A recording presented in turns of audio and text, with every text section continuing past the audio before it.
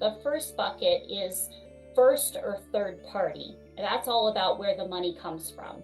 Pooled trust organizations, all they do is manage trusts for people with disabilities. Maybe they will have some ancillary services like serving as an organizational representative payee or acting as a guardian or a conservator, but everyone they serve is an older adult or a person with a disability. Hi, this is Randy Kay. If you're like me, you're a little bit confused about trusts and special needs accounts and how we can use them to help our loved ones with serious mental illness now when we're here and after we're gone. Our guests on this episode are here to help clear up the confusion and provide next steps. Welcome to our podcast, Schizophrenia, 3 Moms in the Trenches. From the place where schizophrenia and real life collide. East Coast, West Coast, Middle America. With Miriam Feldman, Mindy Greiling, and Randy Kay. Welcome to episode 99. Many listeners have asked us for this topic, and we've been planning it for about 2 months, so we're very, very excited to get right into it today. If you're new to the podcast, this is Schizophrenia, 3 Moms in the Trenches, always in the trenches. Sometimes we climb up, sometimes we go back in. It's a roller coaster. I'm Randy Kay. My book is Ben Behind His Voices. I'm joined by my co-hosts, Mindy Greiling, whose book is Fix What You Can, and Mimi Feldman, whose book is He Came In With It. We love our sons. Our sons have schizophrenia, and we've turned our family pain into advocacy, as many of you have as well. So this is the 99th episode, and welcome. Like many, many parents, we wonder and try to get in place what's going to happen when we can no longer do for our loved ones what we're currently doing. And so many people have asked us, what do you do? So we thought we'd bring out one of our favorite guests, my cousin, Dani Page, who has an episode 50 and another episode that I will put in the show notes, explained Social Security, SSDI, and the application process to us. Still one of our most watched and listened to episodes. And I asked Dani what to do, and she said, you've got to bring in Megan Brand.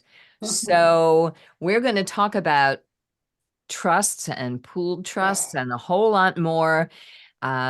My knowledge is spotty. And Dani, why don't you introduce our guest? I'm actually going to let Megan introduce herself. Her background's incredible, and I'm very fortunate to have met her when I was on a year grant with the National Alliance on Mental Illness, working in the minority communities, and she taught me so much during that time. I'm forever grateful to Megan. But not only as it revolves around dealing with that community, but my own circumstances. So she's truthfully the guru of guru. The only reason I asked Randy if I could take just a minute before we start is because I think it's really important to get some terms written down so that you can listen to them, but also so that you can take those terms and be a bit knowledgeable about it when you go in to see a professional. And if you have listened at all to my podcast, you know I'm not hell bent on telling you to get an attorney for everything. This is what I'm going to tell you. You must get an attorney when you're doing your wills and trusts. And not only somebody who is familiar with wills and trusts, but that specifically specializes in beneficiaries with disabilities, who would be our loved ones, because there are different rules that apply. And each state is different. So please do not go online. You'll see all kinds of things through Nolo and Bradford Publishing about how you can do your own will for $50. That will be a disaster for our loved ones when we're gone, because I'm telling you what they're trying to do out of the goodness of their heart to save money is not going to be beneficial to your loved one. It's going to fall through the cracks. It's a very rocky road that we're walking on. So let me give you just a couple of the terms I think we may talk about, you may hear during this.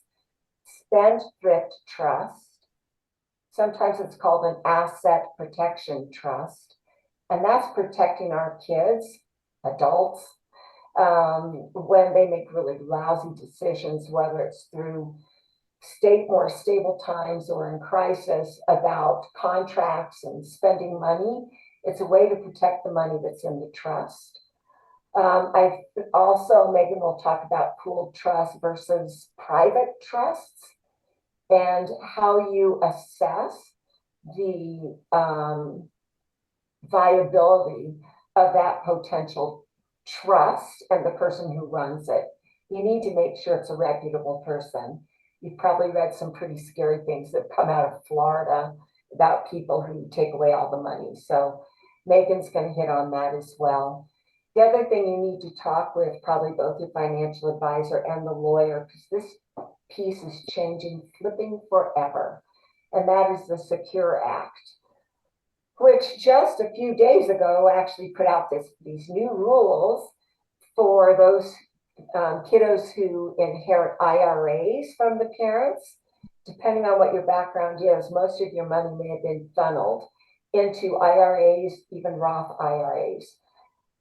I can't tell you what it means for our families, except that a kid who is defined as disabled under the SSI, SSDI rules will qualify, because it is the toughest definition of disability across all spectrums in the law. So if you have somebody with SSDI or SSI, I'm not freaked out about it, but I know our kids, many of you guys have had your kids stable at times where they were able to work and no longer needed SSI or SSDI at the moment. I don't know how these rules are going to apply, so please talk to somebody who lives this day in and day out and does consider the implications of that law that is not defined well and is continually trying to provide guidance. That's all I have to say. Megan, take it away, my friend. Okay, thank you. So the bottom line of that is, after this podcast episode, you're not going to be an expert. You need to talk to an expert. But, like when we get educated, we'll know how to talk to the expert and what questions to ask them. And yes, there are 50 states in the United States. And if you're listening in another country, as many people are, it may be different in your country, but thanks to Megan, we'll at least get some basics here. I even heard today about a special needs trust where if you have savings, you can put it in a special needs trust and then your loved one can qualify for Medicare, because if you have money saved for them, they can't, not Medicare, Medicaid, because if there's too much money saved for a loved one, then they can't have Medicaid. But I have heard that you can put it in a special needs trust to be used later. So there's a lot of moving parts. And I'm going to bring in Megan Brand to unravel it. Megan, I'm going to let you tell a bit about your bio, but I will say that Megan is the executive director of the Colorado Fund for People with Disabilities. So again, your experience may vary in your state, but this is a place to begin. Welcome, Megan. Thank you so much for having me. And thank you for your kind words, Dani. I have been the executive director at CFPD for, 14 years, but I've been at the organization for 21. So I have really kind of grown up alongside the organization. And one of the things that I would like to highlight is that CFPD is a nonprofit organization. In order to be approved as a pooled trust organization, you do have to be a nonprofit. And I serve on a couple of different national boards, both the National Plan Alliance, which is actually focused on future planning for people with disabilities and their families, and also the Alliance of Pooled Trusts. And both of those have members across the United States. So I believe my contact information is going to be included. I am often a resource for people to help them decide who might be in their local community, both attorneys and trust administrators. So I'm happy to answer those questions. One of the rules. Okay, yes, and this will be in the show notes. So, but it's nationalplanalliance.org/programs is just in case you're listening and you have your pen in your hand. We have aptrusts.org and then Megan's organization, cfpdtrust.org. So those are the links. They will be in the show notes. Go on. Okay, thank you. Probably a good time to tell you all I am not an attorney. I like to say I play one on TV at times like this, but I can certainly also make recommendations for attorneys in your area. And one of the rules of thumbs that I always give to parents and families is that call several different places and ask for recommendations. And when it lines up that you hear the same name or organization 2 or 3 times, that's probably who you should be calling, because that means they've got a good reputation.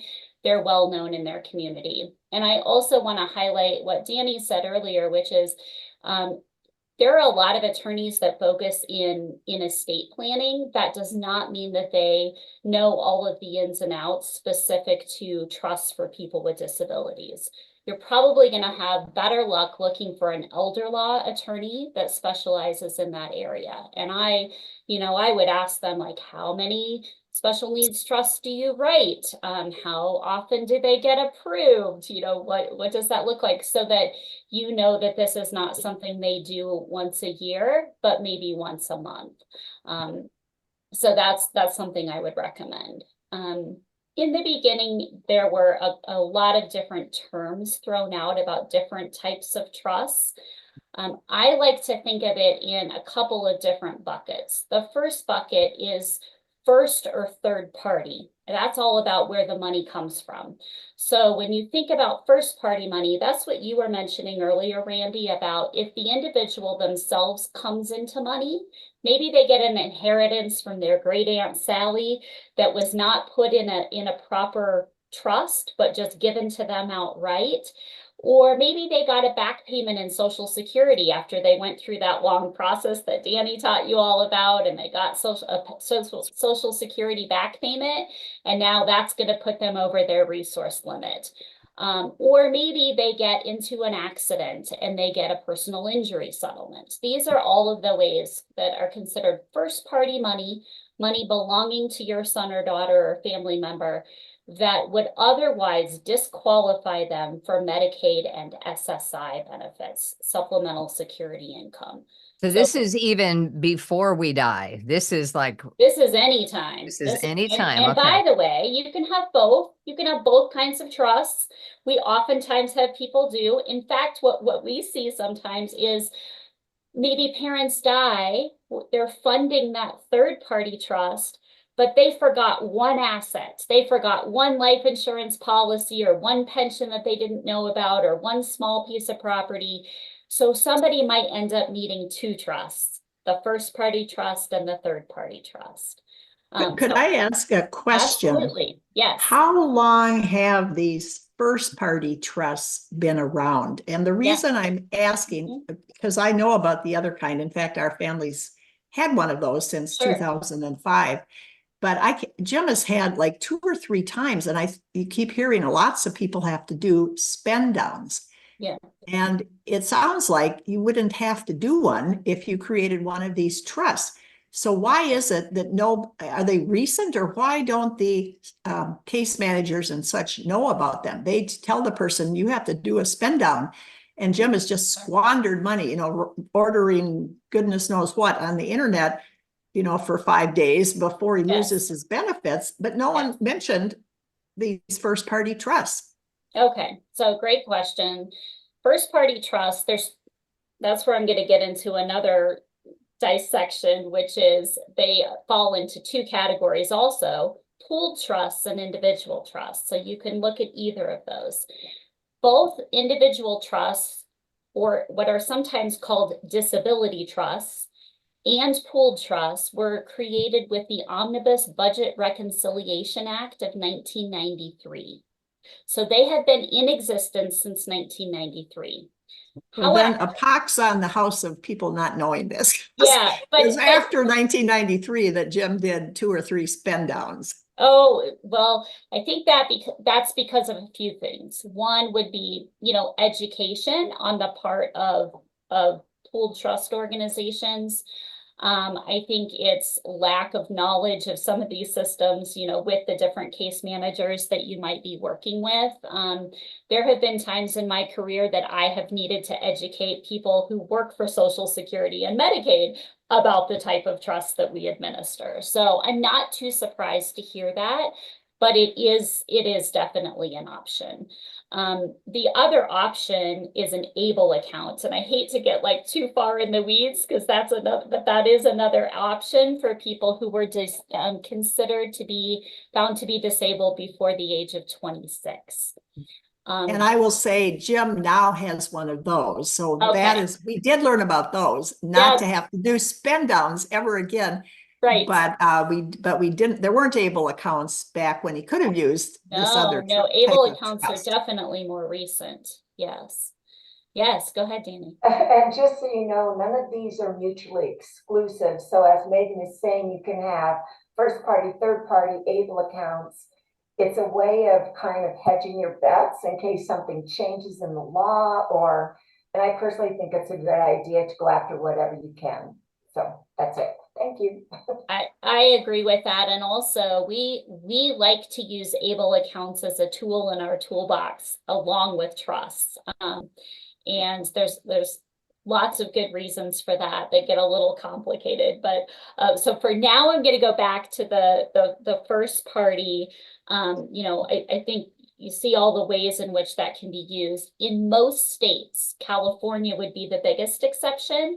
If somebody is on SSI and Medicaid, and I'm talking Medicaid like home and community-based services Medicaid or Medicaid that is linked to SSI, the resource limit is $2,000. So anytime somebody has $2,000, like you're saying, Mindy, like they're told to spend down or they can put money into trust. Then the individual trusts, I'm sorry, let's talk about third party trusts next. So third party trusts are really money that came from a third party. So anyone but the individual. So it can be parents, grandparents, aunts, uncles. It can be really anyone. It could be friends. I've seen that before that are contributing to a third party trust. And the biggest difference there is that when you're talking about first party money, when the individual dies and they still have money left in trust, one of two things happens. Either that money is returned to Medicaid up to the amount that Medicaid has paid on their behalf in their lifetime, or in the case of the pooled trust, in some states, it is retained by the pooled trust and kept in their charitable fund. So for instance, here in Colorado, our pooled trust retains the remainder, and then we use those funds to supplement and support our organization in further service to people with disabilities in our community. Okay, so now I'm confused. I can see why. Just And this the- is where yeah, I probably should have had a chart put right. together. But go So ahead. so there's a lot going on. Let's just see, because right now, and we did have an episode, excuse me, we did have an episode with a Connecticut organization called Planned Lifetime Oh, Assistance that's Network. my good friend, Carrie Tedford Coles. Okay, so Yes, we spoke yes. to Michael Macniak, who's with Okay, Melissa's project over there, okay. and so I'm a little familiar with it, but right now, to me, all it means is this is a plan for my inheritance if something were to happen to me and my husband. So that's a third party trust. I got that Right. much. Mm-hmm. But I'm not sure who it's pooled with. And you're Okay. saying if my son were to die and there was money left in that trust? That's only for first party money. Okay, only for So the first party money. Okay. only time that Medicaid claims the remainder or the pooled trust organization claims the remainder is if it's first party money. Okay, so And I money that came from an inheritance from us, if he were to pass away, then it could go to my daughter or it could, whatever I stipulate. which is why it's really important to have this conversation and meet with your attorney and do your estate plan, is because if you just leave the money to your son outright, it's now first party money. It's now his money. Oh, But if you meet with an attorney and draft a trust and leave the money in trust, then it's third party, first of all, and Medicaid has no claim on that money, because it was, the way I like to think of it is, it was never their money to begin with, right? You took your money, you put it in trust, and you made it available for your son for his lifetime. And then after he has died, then it passes on to the other beneficiaries that you have chosen. Can I Which ask could a be your- question? Yes, of course. I have one. Now I have one. Okay. If there were a situation where you have a few children, and they're all adults, and one of them is an adult person with schizophrenia, and well, I'll just talk in first person. So so Sure. far as we've gone now, we just handle everything for my son. He is compliant. We just handle the money. He lives off his SSI. Anything beyond his SSI, we take care of. And that's how it stands right now. In terms of our future, we created a special needs trust and different things. But I'm wondering, listening to all this, if you have siblings who you 100% trust and know will take care of your son, would it be a crazy idea to just leave him out of the will and give the money in whatever way that you deem best to the other ones and trust that they'll take care of him, and then he doesn't have to deal with all of this? Is that a crazy Not a idea? good idea, Mimi. No? Not a good Okay. idea. And why? And let me tell you why. Okay. Divorce, death, relationships that are not as great after you're gone, and also, you know, leaving that question in the minds of your other children of how much should we be giving to him? How much should we be paying for? So I've seen this happen before, and I can tell you that the siblings who survived come to us and say, I don't know what to do now. I feel like I don't know, you know, how much of this I should set aside. I don't know what I should be paying for. So I would it puts a burden on them. It puts more of a burden on them. And also that, you know, just to speak a minute about divorce, if one of your other children then gets a divorce, your son's portion is caught up in those assets that get divided. There's just a lot of different reasons why I wouldn't recommend that. So it would be better to structure things so that we don't have to pay back his SSI and all of that You're not going to have to, if you structure it correctly in a third party trust, you've done it ahead of time. You know, the way that I typically see it is there's a trust document that says, you know, you said you had 4 children altogether. Yeah. Okay, so let's just say for illustrative purposes, you say you're going to give 25% to each child, and the 3 children are going to receive their inheritance outright. And the son who has a disability, those funds are going to be held in trust for him. So his 25% is going to remain in trust. And then from there, a trustee is going to have the responsibility to keep those funds for him in that trust and really pay for the things that you have been paying for him all along, to keep that standard alive, so to speak. As long as the money lasts. Yeah, as long as the money lasts, right? Yeah, and that's the other thing that we sometimes see is that parents give and give and give and give, and so there's this expectation for how much is going to be paid for, but there's no money left. So that's something to think about. Right. So, that is, and I know in our case, we have to, we fill out what's his life like? What does he need money for? Like, we're not, back when my son was in a group home and he's in a let's say an uncertain situation right now, but we're hoping that he'll be living on his own with some support for a little bit, and so have to continuously update this document. But I remember filling it out going, please make sure he has a birthday cake on his birthday. Like, it's Right. heartbreaking, the things that you fill out. But I always think, I don't want my children have a great relationship with each other, and I don't want my daughter to be burdened with having to dole out the money. Sure. I want her to be free to be his sister. And Sure. so that's why I'd rather put that on a trustee.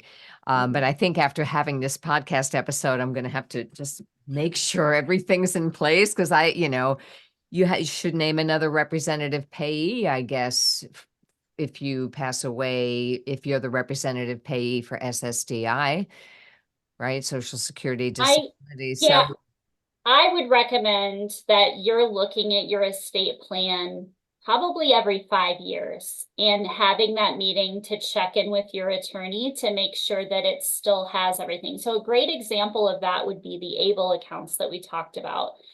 A lot of trusts now have a provision that says that you can make a distribution from the trust to an ABLE account if the person qualifies. So that might be an addition that you might want to make in your estate plan. what exactly is an ABLE account? Is ABLE like ABLE. okay? And So ABLE stands for a better life experience. And it really was meant to be a savings account for people with disabilities who were determined to be disabled before the age of 26, that allowed them to set aside either some of their money or money from others. So this gets really confusing because it could be first party money and third party money. And it is capped. The amount that you can contribute to an ABLE account every year is capped. So getting to what Dani was saying before, these are not mutually exclusive. You would not want to just say, oh, we're just going to fund an ABLE account, because the contribution limit this year, I think, is $18,000. So you wouldn't want to be limited to only contribute $18,000. But you can have some of the money go from the trust to the ABLE account. The ABLE account has a lot more freedom, and it also then comes with a lot more risk, I think, because the individual has really, unless there is a power of attorney or a guardianship over the account, they own the account and they have full autonomy over it. so if they wanted to buy a used car or something like Yes. that, money could even now be transferred over to that account, and it wouldn't count for the $2,000 limit or whatever to That's qualify correct. for Medicaid. And this That's is in correct. every state, as far as you know? As far as I know, it is in every state. That is correct. Jim And has had his, oh, go ahead. I was going to say, and there was a law that was passed recently that's going to increase the age so that you can be determined determined disabled before the age of 46. Now, that doesn't go into effect, I think, until 2026, but don't quote me on that. That has I'm not. really glad they passed that law, because it's before it was discriminatory against females, because many women don't get schizophrenia until the late 20s or early 30s. Like my grandmother got schizophrenia in the early 30s, so they wouldn't qualify. So I don't know about 46. I guess that covers everybody then. But the age 26, I thought was too small. Jim has had an ABLE account for quite a while, and he just uses it for the money he earns from his part-time job and puts his money in there, and it makes him feel really self-sufficient and autonomous to be in charge of that money. But it's my understanding, here's my question then, aren't ABLE accounts just like first party accounts, in the sense that if you leave something in there and then you die, that goes back to the government? Am I right about that? In most states, you're right about that. So for instance, here in Colorado, they just changed the law so that Medicaid cannot be a creditor on those accounts. Oh, interesting. However, they can still be a creditor on the estate. And so I don't know that it's much different, right? It's going to pass to the estate. The only exception to that is if you have multiple children who qualify. So if your son had a sibling who also had a disability, the ABLE account could roll over to another ABLE account of a sibling. But for the most part, you're absolutely right. Medicaid can claim those funds. And because third parties can contribute to them as well, it's not just, in your case, your son is using it for his savings, but let's say you were contributing to that fund. Those funds are also can be clawed back by Medicaid. And that's something that parents don't always realize. Okay, so what we've learned so far is that ABLE account is something Randy has never heard of and is going to check on. So while we're here and our loved ones are alive and everyone's alive, and ABLE account is a good thing, we should definitely speak to an attorney, preferably maybe an elder attorney, but it has to be someone who knows what they're doing, so that even the money before something, before we're gone to the next plane, so that the money is well handled. So I got the lesson, update your estate every 5 years, but also speak to an expert and see if your loved one's money can go into an ABLE account. Now, I don't really understand what a pooled trust is. I just have one. So like setting things up for after we're gone, can you Sure. give me a basic, Sure. what a pooled trust versus a private trust? We want to talk about the Secure Act, right? So, Okay. I can touch yeah, on all of that. So right. the biggest, I like to think of pooled trusts as like a 401k plan where multiple people are investing their funds collectively. That's really the best comparison, I think. And so really what it means is if I transfer money into the pooled trust, I then have a sub-account of the pooled trust. I can only access the amount that I have contributed to that pooled trust. So once I'm part of the pool, my money is accounted for separately as a sub-account, and we keep track of all of the coming, all the money that comes in, all the money that goes out. But as far as how it's invested as a pool or as a group. That really, the biggest benefit is that, well, there's two big benefits. One is that it's a master trust document. So that master trust document has already been written. It's been written by an attorney. It's been approved by Social Security and Medicaid as an exempt resource. So you know that going in, this trust has already been approved. The other thing is that the fees are typically lower because those funds are invested collectively. So that's another advantage. The other advantage in most situations in most states, and we're going to get to a little bit about how do you select a good trustee, is that pooled trust organizations, all they do is manage trusts for people with disabilities. Maybe they will have some ancillary services like serving as an organizational representative payee or acting as a guardian or a conservator, but everyone they serve is an older adult or a person with a disability. And the difference, with a bank trustee or a fiduciary company that does trustee services is that they're managing trusts for all types of situations. They're managing trusts for people who have lots and lots of family money. They're managing trusts maybe for minors. Whereas in our case, these trust organizations are only administering for people with disabilities. So it's very common for us to serve people with chronic and persistent mental illness, for instance. We're used to getting 5 or 6 calls a day from the same individual sometimes. We're used to needing to repeat things. We're used to needing to provide things both in writing and over the phone, and maybe in person too. We tailor our services to the individual. So that's, and by the way, pooled trust organizations like CFPD also many of us also administer individual trusts. So even if you decide, okay, putting the money in the pool is not the best option, that they might still be an option to serve as trustee for your loved one. Would that be something that would be more expensive per hour? I mean, you charge for services. I mean, again, you can't speak for everybody, but Right. so I hear, when you hear about scams or expensive ways to Sure. lose all your money very quickly, Sure. you hear about trustees charging $200 an hour for their services. Mm-hmm. And so is there a difference in what a trustee charges in an individual trust versus a pooled trust, or does it just vary from agency to agency? Or Yeah, that's a great question. I think that, that's where you really have to do a lot of research and due diligence in the beginning and ask about how are you charging, what are you charging for?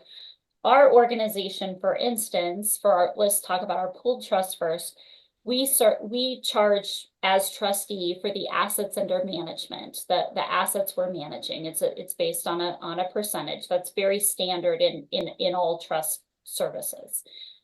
We also provide case management. And so if we are doing something that is outside of our trustee duty, but is case management, a great example of that would be to fill out and complete the Medicaid redetermination paperwork that happens, every year, every 2 years. That is not a trustee duty, but that is definitely a case management duty and something that our staff are skilled at doing. There are also things that are just above and beyond what typical trust administration is by nature of serving people with disabilities, that we may need to bill for. An example of that is we're helping a beneficiary right now who needs to get into detox and drug rehab. Our case manager has called no fewer than 25 different centers to try to find a place that will accept him because he also uses a wheelchair. And so, that to me is case management. That is, again, is a trust distribution, but that's way above and beyond what a typical trust would be. So I think just as you're interviewing trustees to ask all of those questions, what do you bill for? How do you bill? One of the things I've noticed about reviewing a lot of pooled trust organizations' fee schedules is that they have minimums and maximums that are very different than banks. So for instance, our minimum fee is $150 a year. You're not going to find that with a bank institution. Typically, you're looking at $2,500 to $3,000 as a minimum. So that's an example. Wow. We also have an upper fee, a maximum fee. So as your assets grow, we're not going to ever charge more than this amount. So that's something to look at as you're considering. And then as we look back to the difference with an individual trust, why you might want an individual trust, the reason for that is there's a lot of good reasons. There, you're hiring an attorney, you have an individual trust document that is governing your actions as so private trust and individual trust, same thing? Same thing. Okay. Same thing. Yes.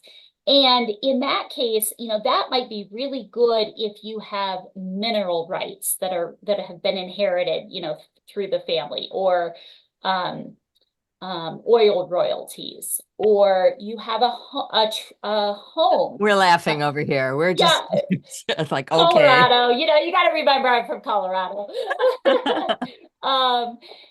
The other thing would be a home. And this is what we see most frequently is that people want to leave a home. Maybe their son or daughter's already living in it, but they want the trust to manage it. They want the trust to own it and the trust to manage it. And so you can't, I have yet to meet a pooled trust administrator that will accept real property like a home into the pooled trust. So that would be a reason why you would want to have an individual or private trust. Okay, so that's not That's not the Yes, same thing as, you have a home, you've told your relatives they can sell it and split the money. You're talking about your loved one living in your home and having correct, it be managed. That's best for an individual correct. trust. Okay, thank you. Mindy. Yes.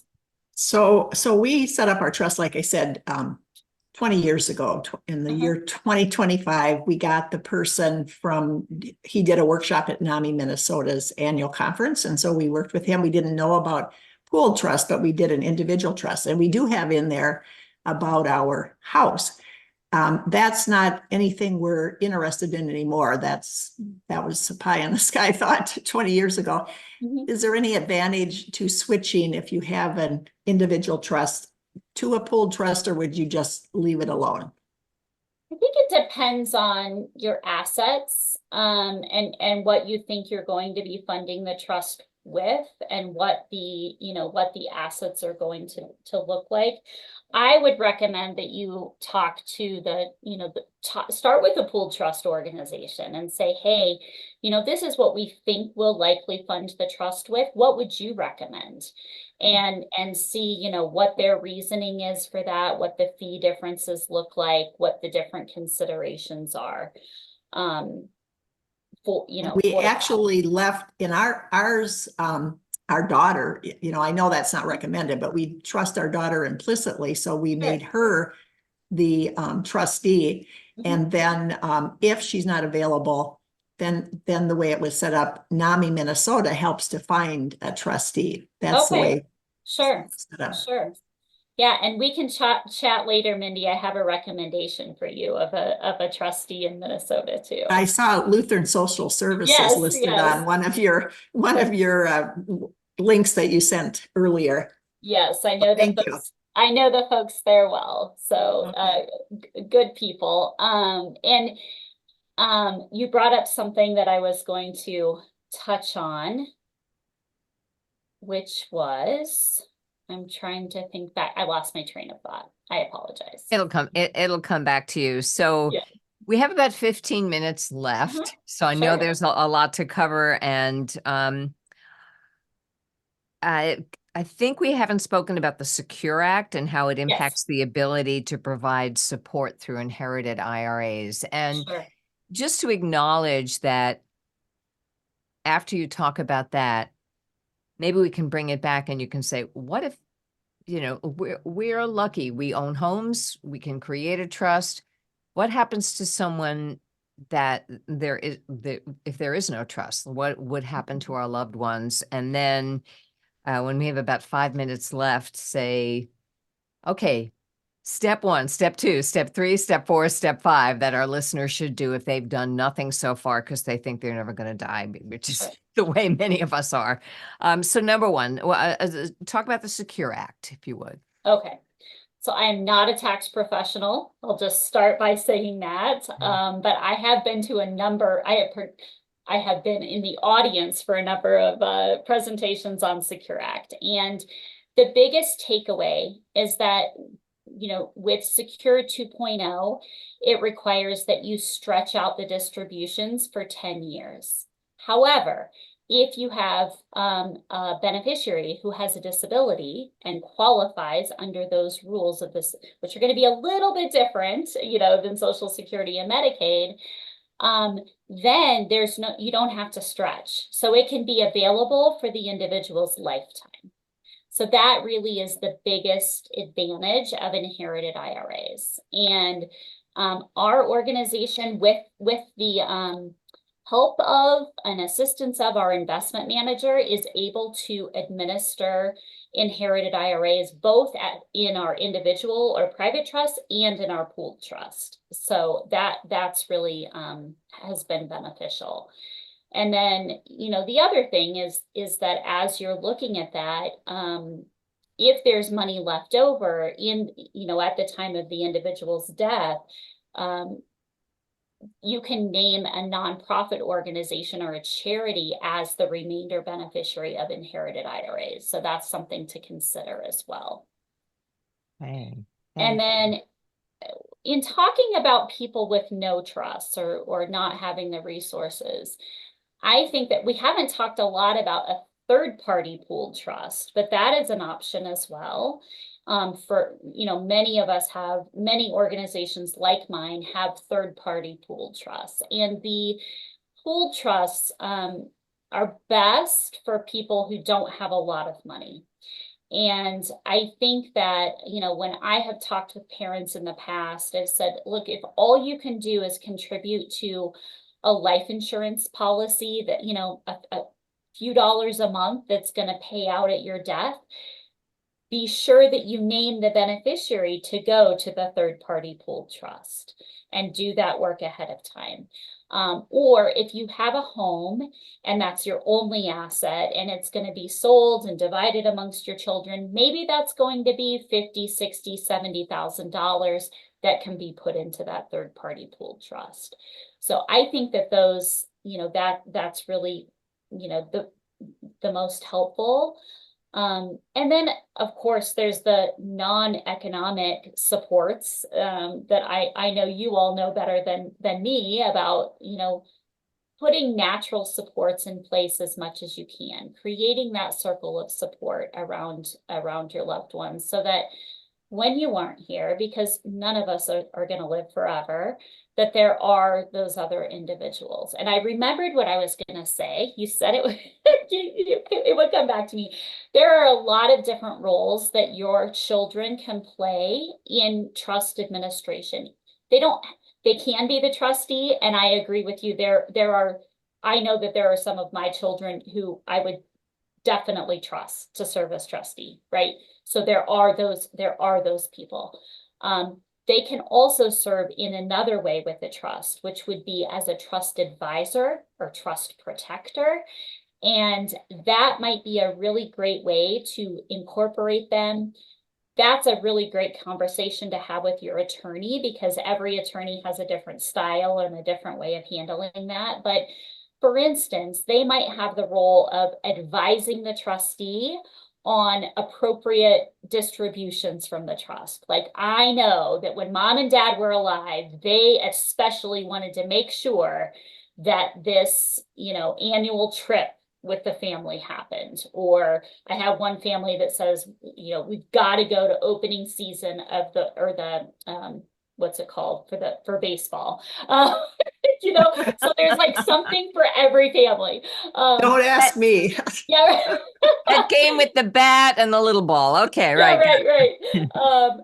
Or the trust protector's role might be just to receive an annual statement, make sure that there's nothing happening here, make sure that they can see the assets are all there, there's no wild spending or wild fees being charged. And then they have the ability to either fire and then hire a new trustee. So that might be another role that a family member plays. So there's a few different ways that you can incorporate family members to serve without giving them all of the responsibility. And then, the other thing that our organization does, and I think some I like to call them our sister organizations. We're almost all female led, so that's appropriate. Is that we can also provide some hourly support to family trustees. So we do that for a handful of people where they've got a family member who's serving as trustee, or they've got a bank who's serving as trustee, and we work with them and advise them on appropriate ways to use or not use the trust. Or maybe we just help with the Medicaid redetermination paperwork every year, or, helping them find a new place to live because something happened with the old place. So that's another way that you might, seek out some assistance or encourage your other children to seek out assistance in the future. This brings up a big question that I have, and that is, what happens if somebody uses the trust money for a purpose that isn't listed in the trust? Is there a trust police, or how does that work? That's a great question. And that is something that has been in the news lately. There are some bad actors, unfortunately. And are there trustee police? That's a great question.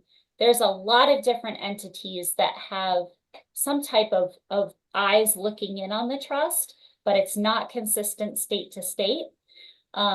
So Medicaid is one. Social Security is one, because they're going to be asking, if they know somebody has a trust, they're going to be asking for those annual accounting statements to make sure that the distributions that were made are still keeping the person eligible for those Medicaid and Social Security benefits. So that's one.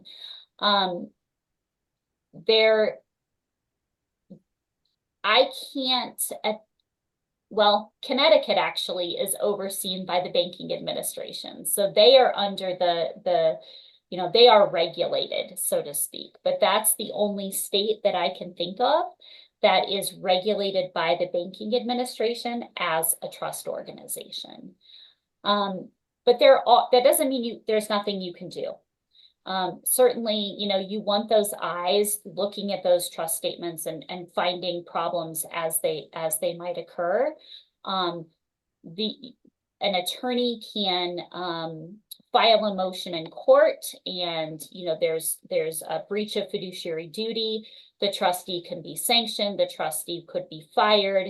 There's a number of consequences, if you will, for bad actor trustees. All right. So, wow, this is so helpful and so much. And, we try to be aware on this podcast that we're three middle-class white women who can talk about trusts, and that, there are families. There's nothing to do with being white. It just has to do with means, with means. So what happens to the loved one if there is no, like, let's say someone's on disability and their family goes away? What would happen to somebody if there was no trust money? If people don't have a will? I mean, that's a big question, I know. So, we definitely, you want to have a will, you want to talk to an attorney, but what would happen to someone if the family is gone? They're just a ward of the state, no matter what age they are? Or that'd be a question more for Dani, I guess. I don't know. It's not a trust question. There wouldn't necessarily be a ward of the state, because that would mean they would be, under guardianship, and that's only going to happen in if there's really need for that. But Dani, go ahead. I don't have an answer for you, actually, except for the community boards in each community where you can get housing. I really don't know. Although those wait lists are forever. Yeah, but really that's going to be a very state by state specific thing. What services and supports are available to people.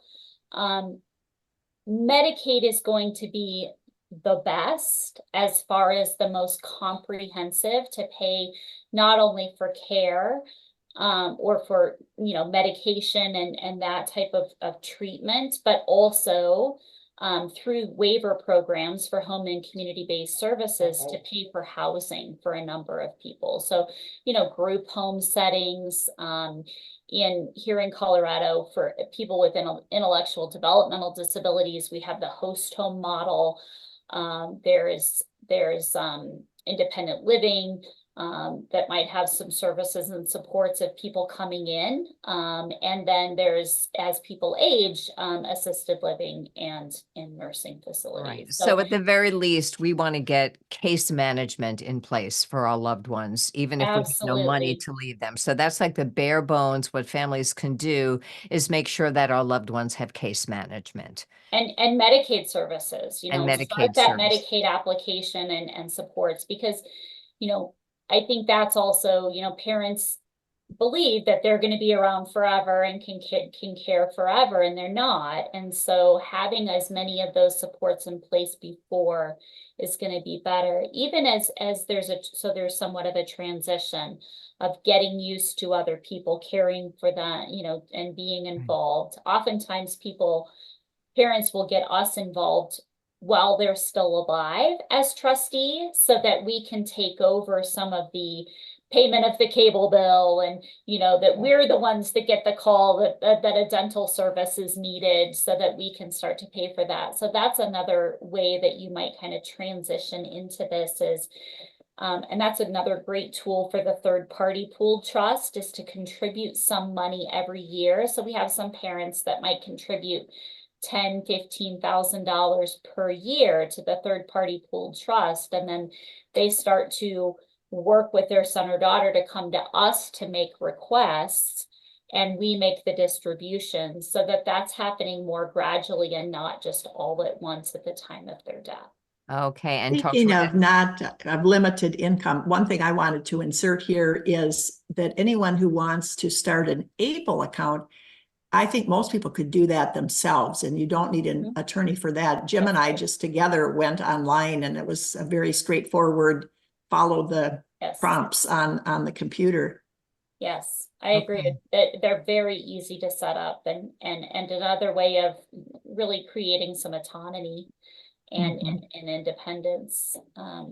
I love that. I've learned something. So if we were to put this in a step-by-step for someone who's just thinking about this for the first time, the first thing I'm going to do is ask about an ABLE account, because I never knew about that before. Sure.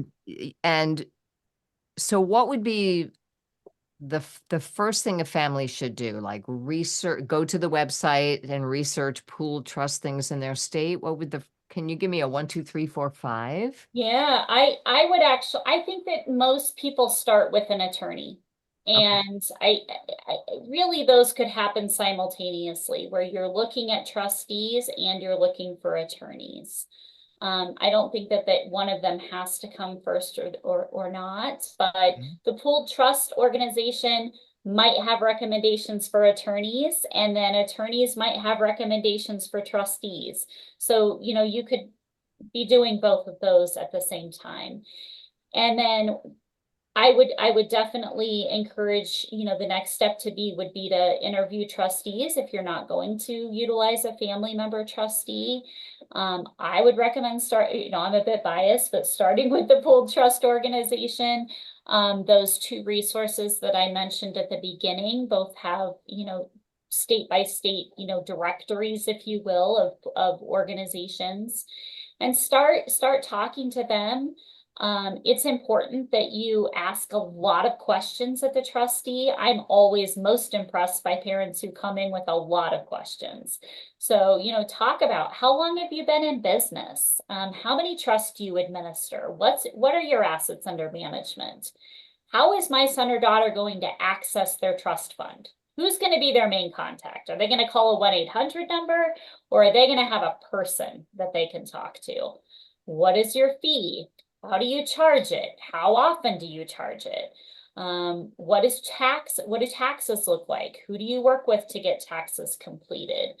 And then who approves the distributions? I think this is really critical, because if you're working with a bank that has to go to a bank trust committee and they only meet once a month, that's going to be a problem. So, you know, you want to find a trustee that's flexible and is making those decisions on a regular basis. And that's also, like, the biggest question, I think, is, what's your experience in working with people with disabilities? Yes. What's your experience in working with people who are on Medicaid and Social Security benefits? Because not only do you have all the responsibilities of a trustee, but you have to be able to administer these trusts to keep them eligible for those benefits. You know, that's really key. So ask all those questions. And then, you know, when you're talking with your attorney, I think it's really important that you're, you know, thinking about all of these contingencies, you know. And one of the things that I didn't mention before is, any of your children may have a disability that requires them to have a special needs trust by the time you die. You know, your son or daughter who is typical may get in a car accident tomorrow and now have quadriplegia. So be sure that your document allows for that and is flexible enough that it really establishes a trust for anyone who requires it. And then the other thing that I think sometimes is missed is to make sure that you're identifying all of your assets and naming them correctly so that they're all pouring into the trust at the time of your death, so that you don't have these, oh, we forgot about this life insurance policy out here, or we forgot about that, the plot of lands with the cabin we use every 5 years. I'm just thinking of things that have come up over the years. So think about all of that. So, and then it might be that you go to the attorney and then you go to the trustee and then you go back to the attorney and then you go back to the potential trustee. Like, that's okay to have some back and forth. And the other thing we didn't talk about, and I know we're getting close on time, is to consider writing a grantor's letter of intent to really outline, separate from your trust document, all the ways in which you want this trust to be used, and if there's any limitations on it for how it's to be used. And So then that's separate from the questionnaire that the trustee would send you, or is that kind of? That's the same. It's the same That's thing. Okay. typically the same. If I'm thinking of it in the right way. Every trustee is going to have a little bit different process. Right. And And it doesn't hurt to talk with a tax professional as well to make sure you have all of that in line, especially. And then make sure that your will reflects this trust, yes. right? Oh, absolutely. Absolutely. And then, that's why we did our trust for Jim so long ago, because my mother wasn't in good health. It turned out she lived longer than we thought, but we needed her will to have Jim's trust name in it and not give him the money. And then we'd have this horrible spend down because we didn't know about these first person trusts. So that's why we did it. And then, so now everybody who might want to give anything to Jim, they have the Greiling Family Trust. Yes, that's a very good point, that you want to be sure whenever you can that people are contributing to the same trust. We've also had, divorced parents who come together to contribute to the same trust. Now that gets complicated when there are second marriages and then the remainder beneficiaries are different, and then you might end up with two trusts. But for the, try whenever you can to have grandparents and parents contributing to the same trust. That's going to be the best. I am in awe of your knowledge. Thank you. No, I am in awe of attorneys. I am in awe. I'm just like, my brain hurts, but this is so, so helpful. The website people can go to, attorney, we can't necessarily help you with, but the website to find something in their state. We said it at the beginning, the website, can you say it again? Is it? Sure, the nationalplanalliance.org. Okay. And by the way, to find an attorney, I would recommend, I didn't put them in the notes, but I would recommend two different places. One is the National Academy of Elder Law Attorneys, and they have a search by state. And the other is CELA, which is Certified Elder Law Attorneys, and they also have a search by state. So I would recommend both of those spots. I would say that CELA is the more elite, because they have additional certification that they have to go through to be considered a CELA. Whereas NALA is going to be more broad. But there are some states that don't have any CELA attorneys. So keep that in mind, especially smaller states. Wow, this has been amazing. We're over an hour. So we'd love to invite you back for season 4, because I'm sure that our listeners are going to have more questions. Lots of questions. But was there anything else you were burning to say that you hadn't had a chance to say? Boy, I don't think so. I'm sorry that I went so long. No, this is fantastic. No, we listen, the beauty of a podcast, yes, you don't have to stop for commercial breaks, or right, we can do an hour long. No, I mean, this is such an important. So if someone's in Colorado and they want to get in touch with you, it is cfpdtrust.org. And your Yes. name is Megan Brand, but Yes. they can just go to the website and contact you. And any last words from anybody? Thank you very much. Now I have a to-do list here, darn it. Very good. You're welcome. It was so good to meet you all. I'm so glad you're doing this podcast and educating families. It's wonderful. Hey, thanks for joining us for this episode of Schizophrenia, Three Moms in the Trenches with Randy Kay, Mindy Greiling, and Miriam Feldman. To get in touch with us or to learn more about our books, please visit our websites at miriam-feldman.com, mindygreiling.com, or randyk.com.